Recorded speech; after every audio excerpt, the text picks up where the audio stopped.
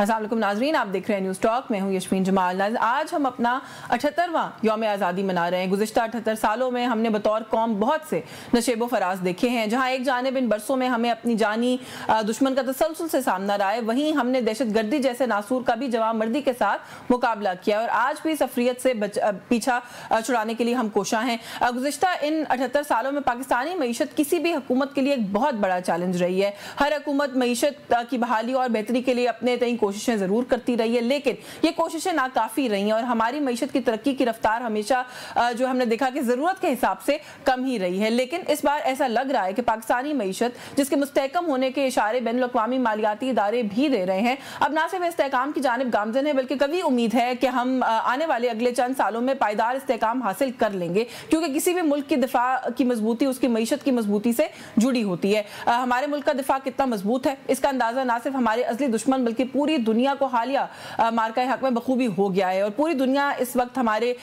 जो अफवाज हैं उनकी जंगी सलाहियतों की मोतरफ है। अगर हम ये कहें तो गलत ना होगा कि ये इसी मार्का हक की फतूहात का नतीजा है कि आज बैनुल अक़वामी सतह पर ना सिर्फ पाकिस्तान की अहमियत को तस्लीम किया जा रहा है बल्कि इसकी जो एक स्ट्रेटेजिक अहमियत से इस्तिफादा हासिल करने के लिए भी अमरीका जैसे अहम ममालिक की जानिब से पाकिस्तान के साथ तिजारती मुआहदे करने के साथ साथ तेल और मादनी ज़खायर की दरियाफ्त के लिए सरमायाकारी करने की बातें भी सामने आ रही हैं। वो पाकिस्तान जिसको दुनिया एक दहशतगर्द मुल्क का लक़ब देती थी, अब वो ना सिर्फ पाकिस्तान की कुर्बानियों को तस्लीम कर रही है बल्कि इंसदादे दहशतगर्दी के खिलाफ जंग में इसको स्ट्रेटेजिक पार्टनर के तौर पर भी देख रही है। बैनुल अक़वामी सतह पर हर तरफ पाकिस्तानी बयानिए की गूंज सुनाई दे रही है जिससे हमारा दुश्मन खौफजदा दिखाई देता है। अब सवाल ये पैदा होता है कि क्या हमें खुद को अपनी इस अहमियत का अंदाजा है, जो अहमियत और मकाम इस वक्त हमें दुनिया में हासिल हो रहा है, क्या हम इससे मुकम्मल इस्तिफादा करने की सलाहियत भी रखते हैं कि नहीं। हमारी सियासी क़यादत जो कि इस वक्त एक दूसरे के सियासी हरीफ कम और दुश्मन ज्यादा नजर आते हैं, क्या इस अहम मौके से फायदा उठाकर मुल्क और कौम की बेहतरी के लिए कुछ कर गुजरने की ठानेंगे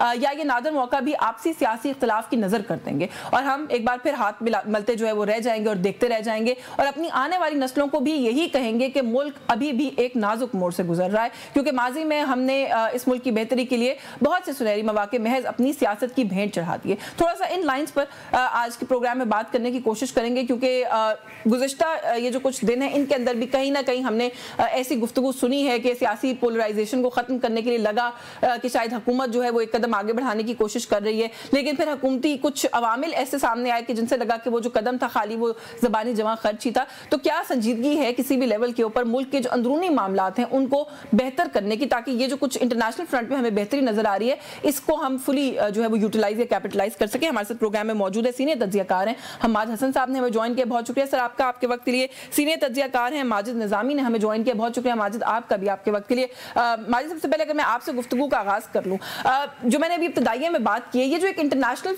उसके ऊपर प्लेटफॉर्म के ऊपर हमें लग रहा है कि हमें एक अहमियत हासिल हो रही है, जो मैंने इब्तदाइये में सवाल उठाया कि हमें क्या इस बात का अंदाजा है या फिर जहां पर हम इस बात को कहते हैं कि हमें अहमियत हासिल हो रही है तो हम इसको कहीं ओवर रीड तो नहीं करें। पहले तो जाहिर है इसके ऊपर अपनी राय दीजिएगा और साथ ही साथ ये कि जो इंटरनल सिचुएशन है उसको आप लगता है कि हम एनी टाइम सून इतना कंट्रोल कर लेंगे कि अगर कोई बेहतरी आ भी रही तो उसके सम्राट हम पूरे तरीके से हासिल कर सकते हैं। जी बहुत शुक्रिया। मौजूदा हालात में ये एक अहम तरीन सवाल है जिसका जवाब रियासत को और हुकूमत के इदारों को बिल्कुल सोचना चाहिए। उसकी वजह यह है कि किसी भी जंग जीतने का जो तासुर है वो तादेर कायम नहीं रहता, तो अमली तौर पर आपने कुछ चीज़ों में कन्वर्ट करना होता है ताकि उस जीत के जो अमली फ़वाइद हैं वो आपको मुख्तलिफ सूरतों में मिल सकें। अगर तो सिर्फ जंग जीतने की बात हो तो ये बात दुरुस्त है कि तारीख में आपका नाम होगा, अक़वाम आलम में अंदर आपकी एक इज्जत पहचान होगी, लेकिन उससे अमली तौर पे क्या फ़ायदे हासिल किए जा सकते हैं ये एक अहम सवाल है। हमारे सामने एक बहुत बड़ी मिसाल है चर्चिल की कि वो जंग जीत भी गए लेकिन उससे अगला इलेक्शन भी ना जीत पाए। तो हमें ये देखना है कि हम अपनी ख़राब मुआशी सूरत हाल को जंग जीतने के इस बयानिए के साथ कैसे मुंसलिक कर सकते हैं और आलमी दुनिया से किस तरह से उसके अमली फवायद हासिल कर सकते हैं। ऐलानात तो बहुत होते हैं लेकिन प्रैक्टिकली उनको अमली तौर पे कन्वर्ट करना ज्यादा अहम काम होता है। सबसे पहले पाकिस्तान को दाखिली तौर पर अपनी कुछ बुनियादी चीजों को ठीक करना होगा। मिसाल के तौर पर पाकिस्तान में बैड गवर्नेंस एक बहुत बड़ा इशू है कि आपके पास जो भी वसाइल मौजूद हैं आपके पास जो भी चीजें अवेलेबल हैं आप उनको भी सही तरीके से इस्तेमाल नहीं कर पा रहे। इसी तरह जब हम ये कहते हैं कि हम डायरेक्ट फॉरेन इन्वेस्टमेंट लेके आएंगे, तो क्या पाकिस्तान के अंदर ईज ऑफ डूइंग बिजनेस के जो मामलात हैं क्या वो इस काबिल हैं कि अगर हम इस बयानिए की बुनियाद पर बैनुल अक़वामी ताकतों को कायल कर लेते हैं कि वो पाकिस्तान में इन्वेस्टमेंट करें, तो क्या यहाँ पर हम उन्हें साजगार कारोबारी माहौल दे सकते हैं या नहीं? इस हवाले से मुझे अभी भी मायूसी है। तो जब तक हम इन दोनों चीजों को मिसाल के तौर पर मुआशी सूरत हाल को, डायरेक्ट फॉरेन इन्वेस्टमेंट को, इन चीजों को हम अपनी सफारती और जंगी कामयाबियों से अटैच नहीं करेंगे, उस वक्त तक मेरा ख्याल है कि हम इसके फवायद हासिल नहीं कर पाएंगे। साल 1.5 साल तो ये मसला चलता रहेगा, ज़ेरे बहस रहेगा, अक़वाम आलम के अंदर हमारी जो रेटिंग है वो थोड़ी बेहतर हो जाएगी, लेकिन उसके बाद हालात फिर मामूल पर आ सकते हैं। बिल्कुल ठीक है। तो ये हमें देखना है कि कैसे हम इस पे कैपिटलाइज कर सकते हैं। हमाद हसन साहब, सर आप इस पर क्या कहेंगे? एक बात बिल्कुल दुरुस्त कही है माजिद निज़ामी साहब ने कि सर वादे और जो अग्रीमेंट्स ज़बानी तौर के ऊपर तो बहुत कुछ हो जाया करता है, अमली तौर पर उनके कितने फ़वाइद हासिल होते हैं असल में ये देखना होगा। अभी हम अमेरिका की जानिब से जिस सरमायाकारी की खुशखबरी भी सुन रहे हैं, उसको सेलिब्रेट कर रहे हैं, वो कितना मटीरियलाइज होगी कि नहीं होगी ये भी एक सवाल है। सऊदी अरब के साथ भी इसी तरह का मामला हमने पहले सुना था कि सरमायाकारी होगी, लेकिन अभी तक हुई नहीं है। तो थोड़ा सा इन लाइंस के ऊपर भी बात करें कि एक तो ये कि क्या हम ओवर सेलिब्रेट तो नहीं कर लेते कुछ चीजों को, दूसरा ये कि जो कुछ कामयाबियां आई हैं उनको कैसे वो देर पा बना सकते हैं, उसका अमली फायदा कैसे उठा सकते हैं? बहुत शुक्रिया यशफीन। देखिए, माजिद निज़ामी साहब ने बहुत मुदल्लल तज्जिया किया और मैं उनकी राय को लेकर आगे बढ़ रहा हूँ और कॉन्फिडेंट हम हो जाते हैं अमूमी तौर पर, और एक फजा हमारे सामने बन जाती है जैसे बस हम दुनिया की एक बड़ी माशी ताकत, एक पुरअमन मुल्क बन रहे हैं। यानी ये पहली बार तो नहीं हो रहा है कि अमेरिका ने सरमायाकारी का कहा है।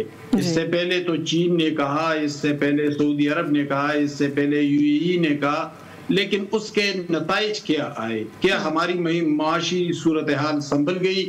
क्या हम उस ट्रैक पर आ गए जहां से पाकिस्तान ने उड़ान भरना है मुआशी तौर पर? ऐसा नहीं हुआ। तो हम कुछ ज्यादा खुशफहमियों का शिकार नहीं हुए। शायद ये भी एक फैक्टर है ना, वो कह रहे हैं कि ऑयल एक्सप्लोरेशन जो है वो कभी पहले ऑन द कार्ड्स नहीं थी ना, उसके बारे में पहली दफा बात हो रही है। देखिए, ये पहली मर्तबा नहीं हो रहा है यशवीन, पहले भी इस तरह होता रहा है। बल्कि एक वज़ीर आज़म इमरान खान तो बाकायदा कुओं से गैस और तेल निकालने की खुशखबरियां भी सुना रहे थे। तो किधर है फिर वो कुएं? कहाँ है वो गैस और वो तेल के ज़खायर? देखिए, ये पहली बार नहीं हो रहा है। ये मुसलसल इस तरह जो हमारी साइकी बन गई है, तो उसके मुताबिक अमूमी तौर पर ये बातें की जाती है। लेकिन चले, हम इसका इनकार नहीं करते। हम देखते हैं अगले मंजरनामे को, हम देखते हैं कि क्या हमारे पास अमली तौर पर प्रैक्टिकली ये चीजें आ जाती है, क्या हमारी मईशत संभल जाएगी। लेकिन एक और बात बहुत अहम है। देखिए, आलमी सतह पर आपको पजीराई तब मिलती है जब आपके इंटरनल हालात आपके कंट्रोल में होते हैं, जहां मजबूत जमहूरियत होती है, जहां आईन और कानून की बालादस्ती होती है, जहां पार्लियामेंट सुप्रीम होता है। सच बात यह है, आज भी इस मुल्क के एक मकबूल सियासी लीडर जेल में है और उनके साथियों को डिस्क्वालीफाई किया जा रहा है, जेलों में डाला जा रहा है, मुकदमात बनाए जा रहे हैं। और ये वही कुछ हो रहा है जो गुज़श्ता 70-80 साल से हम देखते चले आ रहे हैं। दूसरी बात यह कि जो मुंतखब वज़ीर आज़म है, क्या उनके बारे में हम कह सकते हैं कि वो मुकम्मल तौर पर बाइख्तियार हैं, वो अपने तौर पर फैसले कर सकते हैं? जब आपकी इंटरनल सूरत हाल ये हो, तो फिर एक मुल्क इतनी बड़ी सरमायाकारी लेकर आएगा? ये सवाल तो बहरहाल मौजूद है। बिल्कुल। दूसरी बात ये कि आपके सिक्योरिटी से, आपके इदारों की कारकर्दगी से, आपकी जमहूरियत से, आपके आईन कानून से ये मामलात जुड़े होते हैं। जब इनमें बहुत सारी कमियां हों, जब आप उस ट्रैक पर न हो जिस पर ये सब कुछ होना चाहिए, तो फिर इस बात पर एतबार फौरी तौर पर नहीं किया जा सकता। जब हम पर काबू पा लेंगे। जी सर, एक ब्रेक ले लूं, ब्रेक से वापस आके थोड़ा सा, ये तो बहुत सारे फैक्टर्स हैं जो आप लोगों ने बड़ा राइटफुली पॉइंट आउट किए हैं कि ये भी कुछ फैक्टर्स हैं कि फिर इस तरह के दावों पर एतबार जो है वो नहीं आता। And at the same time जो कुछ एक मामला है जो शायद किया भी जा सकता है कि जो सियासी मुल्क के अंदर एक तनाव है, एक पोलराइजेशन है, उसको किसी तरह से खत्म कर लिया जाए, उस तरफ भी बात आती हुई नजर नहीं आती। थोड़ा सा उस पर बात करूंगी इस ब्रेक के बाद। व्यूअर्स हमारे साथ रहेगा। जी वेलकम बैक नाज़रीन। ब्रेक पे जाने से पहले माजिद निज़ामी साहब से जो नुक्ता मैंने छोड़ा था, वज़ीर-ए-आज़म पाकिस्तान ने सर तमाम सियासी जमातों को मिसाके इस्तेहकाम पाकिस्तान का हिस्सा बनने की दावत दी है। वो ये कहते हैं जी कि वक्त आ चुका है कि हम सियासी इख्तलाफ, ज़्यादती मफाद और खोखले नारों से आगे बढ़कर पाकिस्तान के लिए इज्तिमाई सोच अपनाएं। सर तकरीर की हद तक तो बहुत अच्छा जुमला है, सोच भी मैं पूरे नंबर दे दूंगी, सोच भी बड़ी अच्छी है। मुझे ये बताएं कि खाली बस तकरीर, नारे, इसी हद तक ये बात है क्योंकि हुकूमत के किसी अमल से आपको ऐसा लगता है कि ये हुकूमत जो है उस किसी किस्म के मिसाके इस्तेहकाम पाकिस्तान को करने की पोजीशन या कैपेसिटी भी रखती है? जी बिल्कुल, जिस तरह आपने कहा कि इस हवाले से जो इसमें अल्फाज हैं या जो अज़्म का इजहार है वो तो बिल्कुल बजा है, लेकिन क्या अमली तौर पर ऐसा मुमकिन हो पाएगा या नहीं हो पाएगा, उसमें दो तीन बड़े बुनियादी मसाइल हैं। एक तो ये कि पोलराइजेशन के इस माहौल के अंदर जब फरीकैन को दिल बड़ा करने की बात की जाती है तो फिर उस पर कोई आमादा नहीं होता। इसके साथ साथ हम ये भी देख चुके हैं कि बदकिस्मती से पाकिस्तान में ये रुझान बहुत बढ़ चुका है कि जब तक आप ताकत के जरिए या किसी जोर के जरिए अपनी बात मनवाने की पोजीशन में नहीं आते, उस वक्त तक आपके मुतालबात को संजीदगी से नहीं लिया जाता। तो इन दो पॉइंट्स को सामने रखते हुए मुझे ऐसे नहीं लगता कि कोई अमली तौर पर इस हवाले से कोई पेशरफ्त हो सकेगी। उसकी वजह यह है कि इस मामले में दोनों अतराफ को दिल बड़ा करना होगा, अपने इख्तलाफात को पसे पुश डालना होगा, जो कि फिलहाल इस माहौल में नजर नहीं आता। दोनों की जानिब से एक्चुअली जी बिल्कुल, दोनों की जानिब से ये वाला जो मामला या सोच है वो नजर नहीं आती। हमाद हसन साहब, सर आप क्या कहेंगे? आपको लगता है कि मिसाके इस्तेहकाम पाकिस्तान, पहले मिसाके मईशत की भी दावत देते रहे शहबाज शरीफ साहब, लेकिन कोई माहौल भी है इस तरह के मामला को आगे लेके जाने का? क्योंकि उसी तकरीर में वो आगे जाके ये कहते हैं कि हम किसी नए फितने को जगह नहीं देंगे। पाकिस्तान में सबको एहतजाज का हक है, लेकिन गाली देने का नहीं है, जलाओ गिराओ का नहीं है। तो ये तो सर नॉन स्टार्टर हो गया ना शुरू से ही कि आप पहले कुछ कह रहे हैं उसके बाद फिर आगे आप इस तरह की गुफ्तगू कर रहे हैं। लेकिन मुझे इस पे हैरत है कि प्राइम मिनिस्टर साहब जो बात कर रहे हैं, तो क्या देखिए अमूमी तौर पर इंसानी मिजाज है कि जब कोई मामला आगे बढ़ाना हो तो पहले उसके लिए एक एटमॉस्फेयर को क्रिएट किया जाता है, एक माहौल बनाया जाता है। क्या वो माहौल बन चुका है? क्या सियासी पोलराइजेशन रुक चुकी है? क्या दहशतगर्दी में कमी आई है? तो सियासी क़यादतें जो है वो एक दूसरे के साथ बैठने को तैयार नहीं है की होगी, वो खाली तौर पर उसका निफाज या उसे अमलियत की तरफ बढ़ना बहुत होंगे। लेकिन ये जो भी आपने बात की ना कि क्या शहबाज शरीफ साहब ये सारा कुछ कर सकते हैं, माजिद निज़ामी साहब, ये शहबाज शरीफ साहब या हुकूमत की अगर हम बात करें तो वो तो सर कहीं ना कहीं बार बार इस तरह की चीजों का इंदिया देते हुए नजर नहीं आते। स्पीकर ने भी कहा है कि आप मुज़ाकरात करें, हुकूमत से अपने मुतालबात मनवाएं। प्राइम मिनिस्टर तीसरी चौथी मरतबा कर चुके हैं। तो लग कहीं ऐसा नहीं रहा कि ये तो दूसरी साइड है जो रिस्पॉन्ड नहीं करती? क्योंकि एक स्कूल ऑफ थॉट ये भी कहता है कि इमरान खान साहब फ्लेक्सिबिलिटी शो नहीं करते। जी बिल्कुल, ये सवाल जरूर किया जाता है, लेकिन इसमें देखना ये होगा कि गवर्नमेंट ने अपने मामलात में या अपने ऑफर्स के अंदर संजीदगी पैदा करने के लिए ऐसे कौन से इक़दाम किए हैं कि जिसकी बुनियाद पे हुकूमत ये दावा कर सके कि जी हम ये 1 2 3 कदम उठा चुके हैं, इसके बाद हमें तहरीक इंसाफ की जानिब से जवाब नहीं मिल रहा। तो ऐसा मुझे नजर नहीं आता। अमली तौर पर हुकूमत पाकिस्तान की जानिब से ऐसे कॉन्फिडेंस बिल्डिंग मेजर्स जिनकी तवक्को तहरीक इंसाफ से की जाती है, तो ना तो वो तहरीक इंसाफ कर रही है, ना हुकूमत पाकिस्तान की जानिब से हो रहे हैं। एक तरफ डिस्क्वालिफिकेशंस हो रही हैं, 9 मई के केसेस में उसके फैसले आ रहे हैं। इसके अलावा पंजाब के अंदर स्पेशली तहरीक इंसाफ को जलसे जुलूस की बिल्कुल इजाजत नहीं है। तो इस माहौल में अगर प्राइम मिनिस्टर ऑफ पाकिस्तान की जानिब से कोई ऐसा बयान आता भी है तो वो ग्राउंड रियलिटीज के साथ कनेक्ट नहीं कर पाता। अगर हुकूमत ये समझती है कि वो इन मामलात में संजीदा है तो उन्हें अपनी तरफ से एक तो ऐसे कदम उठाने चाहिए कि जिनकी बुनियाद पे वो ये दावा कर सकें कि वाकई हम प्रैक्टिकली इन चीजों को हल करना चाहते हैं। वरना उसके बगैर ये खाली दावे ही होंगे। हमाद हसन साहब, सर कौन से ऐसे कॉन्फिडेंस बिल्डिंग मेजर्स कर सकती है हुकूमत कि जिससे ऑपोजिशन को भी ये मैसेज जाए कि हुकूमत जेन्युइनली बात करना चाहती है? अगर तो जेन्युइनली बात करना चाहती है, अगर खाली मीडिया ऑप्टिक्स है फिर तो ठीक है, फिर तो अच्छी गुफ्तगू हो रही है। बिल्कुल कर सकती है हुकूमत, पॉलिटिकल डायलॉग को आगे बढ़ाए। इमरान खान एक मकबूल वजीर आज़म, एक मकबूल सियासी लीडर है, इसमें कोई शक नहीं है।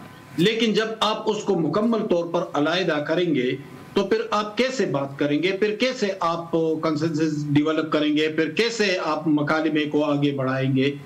उनके साथ बात होनी चाहिए। देखिए, कौमी असम्बली में opposition leader Umar Ayub, senate में opposition leader Shibli Faraz, Punjab assembly में अपोजिशन लीडर अहमद खान बचड़, ये सब के सब जब नाहल होते जाएंगे, सजाएं सुनाई जाएंगी, डिस्क्वालीफाई होते जाएंगे, तो फिर आप मकालिमा कैसे करेंगे? ये तो आप बड़ी बड़ी बातें कर रहे हैं हमाद साहब। आपको नहीं लगता खाली मुलाकात का मामला ही हल कर दे, उनकी मुलाकातें होने दें, तब भी बहुत फर्क पड़ जाएगा? बिल्कुल फर्क पड़ जाएगा। देखिए, आप अपोजिशन जमातों को नजरअंदाज तो नहीं कर सकते। अगर जमहूरी हुकूमत है भी तो फिर आप अपोजिशन के साथ जो रवैया रखा जा रहा है, जो उनके साथ जो मतलब तो ये है कि आपने अवाम के एक बड़े हिस्से को अलग कर लिया। जमहूरियत तो नाम ही अवामी हाकिमियत का है।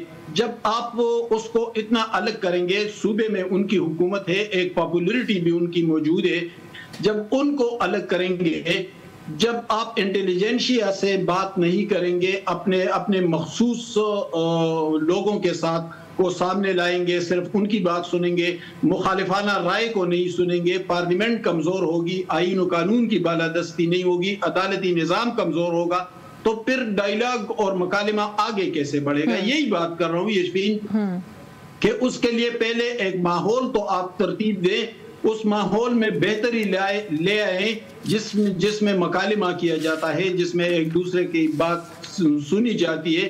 पहले वो माहौल तो तरतीब दे। क्या वो माहौल इस वक्त मौजूद है? अगर वो माहौल मौजूद है तो फिर बेशक नहीं, अनफॉर्चुनेटली वो माहौल मौजूद नहीं है। और सर जश्न आज़ादी या इस तरह के दिन जो होते हैं ना, वो मेरा ख्याल है कि आपके साथ हुकूमत में भी शामिल है, वो कौमों की जिंदगी में उनका रवैया इतना जारहाना है आपके बारे में। जी मौलाना फजल रहमान अलग से नाराज है। अहमद वली की पार्लिमानी कुव्वत तो न होने के बराबर है, लेकिन बहरहाल एक बहुत पुरानी जमात है और एक ताकत उनकी मौजूद है, वो अलग से नाराज है। तो फिर मकालिमा किससे किया जाएगा? बिल्कुल ठीक है जी हमाद हसन साहब, बिल्कुल आप सही कह रहे हैं, माहौल नहीं है, हुकूमत की तरफ से कोई इस तरह का अमल भी जो है वो नहीं किया जा रहा। लेकिन जो क्योंकि आज हम यौम आज़ादी मना रहे हैं और इस तरह के दिन जो होते हैं, मेरा ख्याल है कि थोड़ी सी सेल्फ रिफ्लेक्शन के दिन भी होते हैं। तो इस उम्मीद के साथ सर इस सेगमेंट को वाइंड अप करते हैं कि हुकूमत भी जो है वो थोड़ा सा सेल्फ रिफ्लेक्शन करेगी, ऑपोजिशन भी करेगी, और ये जो एक डेडलॉक है, एक ख्वाहिश तो हम कर ही सकते हैं कि आज का दिन हम ये सोच लें कि शायद ये डेडलॉक खत्म हो जाएगा और इस मुल्क की बेहतरी के लिए जो है हम देखेंगे कि काम हो रहा है। आपका बहुत शुक्रिया हमाद हसन साहब, आपने प्रोग्राम में वक्त दिया। माजिद निजामी साहब से thank you so much for your time. Also एक ब्रेक का वक्त हो रहा है, व्यूअर्स ब्रेक से वापस आएंगे। तो जो अभी पहले सेगमेंट में भी हमने बात की है कि दहशतगर्दी और जो एक लॉ एंड ऑर्डर की सिचुएशन मुल्क में है, उसके खात्मे के लिए जो एक अज़्म सामने आ रहा है हुकूमत की तरफ से भी और इदारों की तरफ से भी, वो क्या प्लान ऑफ एक्शन है और उसको किस तरीके से लेके आगे चलना, उस पर बात करेंगे। इस ब्रेक के बाद हमारे साथ रहिएगा।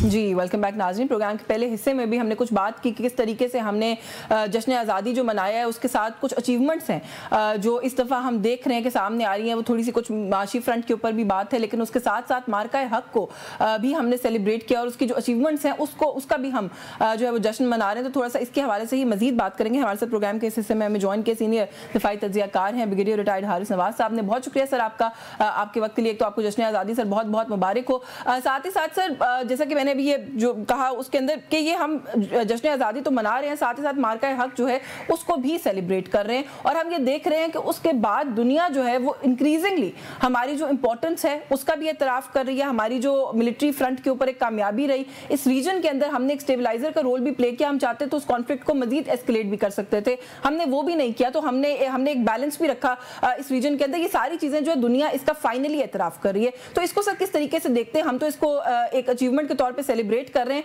मुझे लगता है दुश्मन को बहुत पसंद नहीं आ रही है हमारी ये अचीवमेंट्स। देखें, ये एक आज है जश्न आज़ादी भी है, उसके साथ हम एक बहुत बड़ी अपनी फतह भी है। जब इतने बड़े दुश्मन के खिलाफ हमें मिली है, उसको भी हम जश्न मना रहे हैं। और ये एक खास दुबाला हो गया इसका नशा, और इसमें मेरे ख्याल में जितनी भी हम खुशी मनाएं उतना ही काम है। जितना हम खुश होंगे, जितना आपको जोश बनाएंगे, उतना ही इंडिया को तकलीफ होगी कि जिस तरीके से कुछ शिकस्त हुई है। और सेकंड जो आपने बात की, देखें दुनिया को एक बात का पता चल गया कि पाकिस्तान एक बहुत ही मैच्योर, रिस्पॉन्सिबल न्यूक्लियर है और हमारी मुसल्लह अफवाज बहुत ही बैटल हार्डेड और प्रोफेशनल है।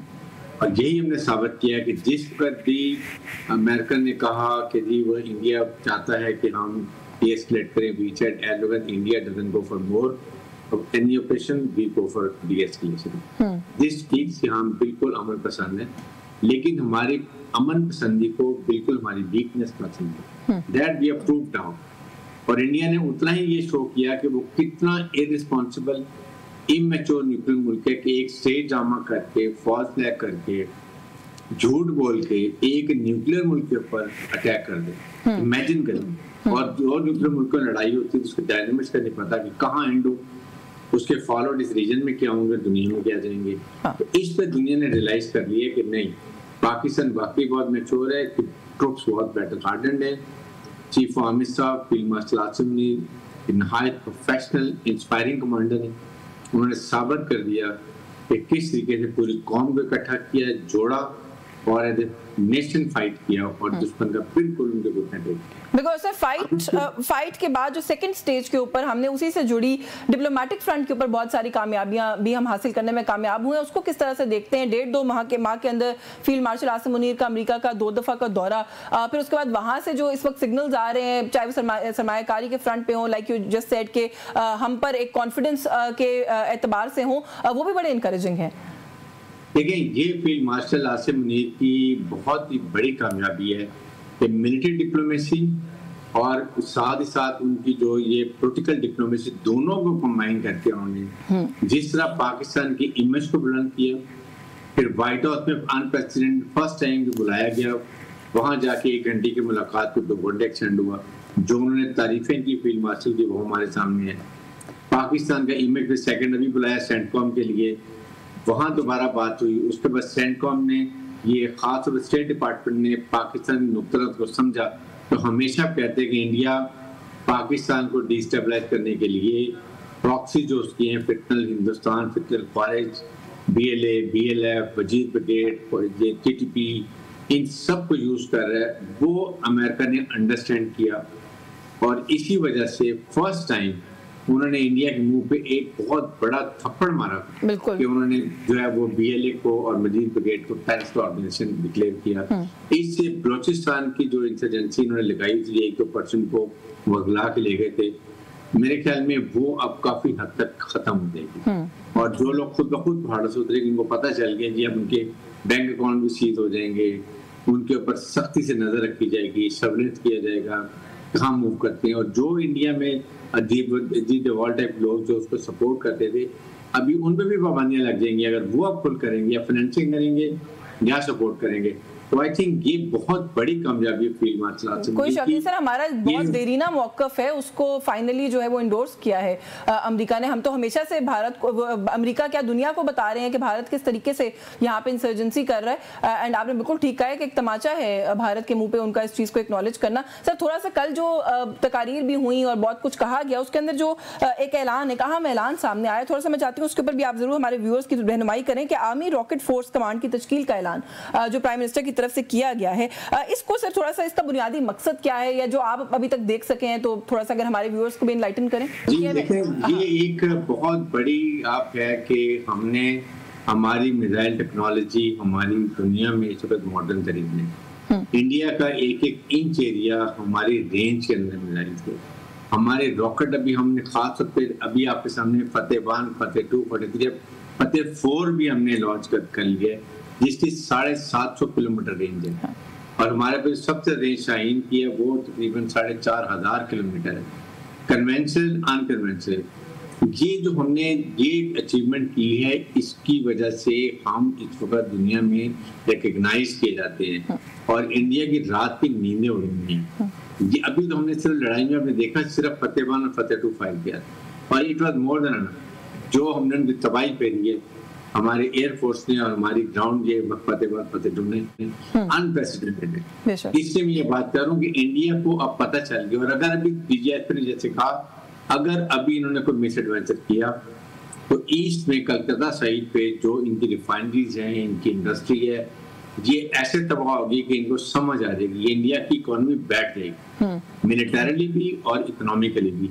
इसलिए हम इनको कह रहे हैं कि आप अभी नेबर हैं, आए मुज़ाकरात करें, कश्मीर को शामिल करें, बाकी जितने पॉइंट है लाइन ऑफ कंट्रोल पे की प्रॉब्लम है आपको, आप ये सरक्रीक की बात करें, सियाचिन की बात करें, अगर ट्रेड की बात करनी करें, लेकिन Kashmir has been part of the agenda. Sir ये मार्का हक से पहले भी हमारा तो हमेशा ये मौका, हम तो हमेशा ओपन टू डायलॉग रहे हैं। जितने इश्यूज आपने गिनवाए इन सब पे हम ओपन टू डायलॉग है। हम तो थर्ड पार्टी मीडिएशन को भी कभी रिजेक्ट नहीं करते। भारत की तरफ से ही हम देखते हैं कि इस तरह की हठधर्मी का मुजाहरा किया जाता है। सवाल मैं ये करना चाह रही हूँ कि आपने जो कहा ना कि नींदें उड़ी हुई हैं भारत की, तो सर ये जो नींदें उड़ी हुई हैं कहीं उसी प्रेशर के अंदर कह लीजिए या उसी इस एक फेज के अंदर दोबारा तो कोई मिस एडवेंचर नहीं भारत कर सकता, क्योंकि आपने हाल में ही जो उनकी एयर चीफ की भी और आर्मी चीफ की भी स्टेटमेंट्स देखी होंगी, तो ऐसा लगता है कि कहीं ना कहीं कुछ और तो करने की कोशिश या तैयारी नहीं कर रहे वो।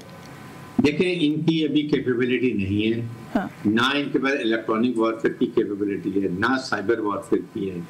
आपके सामने लॉजिस्टिक्स आपने देख लिया। अभी इन्होंने एक ऑपरेशन जो किया कश्मीर में, वहां पर 12 दिन के ऑपरेशन में 5 दिन से इनके लोगों के पास खाने के लिए नहीं था। ये इनकी एडमिनिस्ट्रेशन है, कमांड है, और वो मिट्टी खा रहे थे और जो घास फूस जंगल में वो खा रहे थे और वो मर भी गए। आप इमेजिन करें जिस फौज का ये हाल है और उनके अपने कमांडर्स के ऊपर ट्रस्ट ना हो, और वो फौज कैसे लड़ेगी। हाँ। और फिर सबसे दुनिया में रेट ज्यादा है खुदकुशियों का ये इंडियन आर्मी का। हमारी तरफ देखिए, हमारे फील्ड मार्शल का सबसे इंपॉर्टेंट है एक operation readiness, operation training, logistics, administration और morale of troops. That is what matter. आप ये लड़ाती है फौज को, उसको पता हो कि अगर हम शहीद भी होंगे तो हमारे शहीद हमारे माथे का झूमर है। एक ये बात है। सेकंड ये कि उनके खाने पीने का वेल फोर्स नीडेडली और उनका कमांडर भी ट्रस्ट, ये चीजें होती हैं आपको लेके चलती हैं। This is a mark difference between Pakistan and Indian army. इससे मैं ये कहता हूँ और फिर सर इस वक्त हमने पूरी तैयारी की हुई है। हमारी क्वांटिटी 2, क्वांटिटी 3 ऐसे तैयार है कि इंडिया की नस्लें याद करेंगे। मैं आपको ये अपनी कौम को बता रहा हूँ। इसलिए इंडिया ने जहां मिस एडवेंचर की उसी वक्त ये तो 6 घंटे लगेगा ना, अब 4 घंटे में अब देखेंगे कि ये फिर अमेरिकन की पकड़ेंगे जाके घुटने, या खुदा के लिए बचाओ हमारा इंडिया पाकिस्तान ने फोकस निकाला। बिल्कुल वही ना, फिर से एक दफा सीज फायर करवा दें और सीज फायर करवा के उसके बाद फिर हस्बे आदत मानेंगे भी नहीं। लेकिन सर चले मेरे पास वक्त खत्म हो गया, वरना मजीद बात करती। आपका बहुत शुक्रिया, आपने मुझे प्रोग्राम में आज के बड़े अहम दिन पे वक्त दिया। और इट वाज इंपॉर्टेंट कि जो कुछ हो रहा है इंटरनेशनल फ्रंट के ऊपर भी, डिप्लोमेटिकली भी जो हमारी अचीवमेंट्स हम देख रहे हैं कि आना शुरू हो रही हैं, उनके ऊपर बात की जाए। एट द सेम टाइम हमने कोशिश की प्रोग्राम में कि ये जो अचीवमेंट्स हैं इनको फुली कैपिटलाइज करने में क्या रुकावटें हो सकती हैं। इस उम्मीद के साथ जो है वो हम प्रोग्राम को खत्म करेंगे कि उन रुकावटों को ओवरकम करने के लिए भी हमारी जो हुकूमत है वो कुछ सोचेगी, उस पर काम करेगी। आज के प्रोग्राम से बस यही कुछ, मुझे इजाजत दीजिए। अल्लाह हाफिज।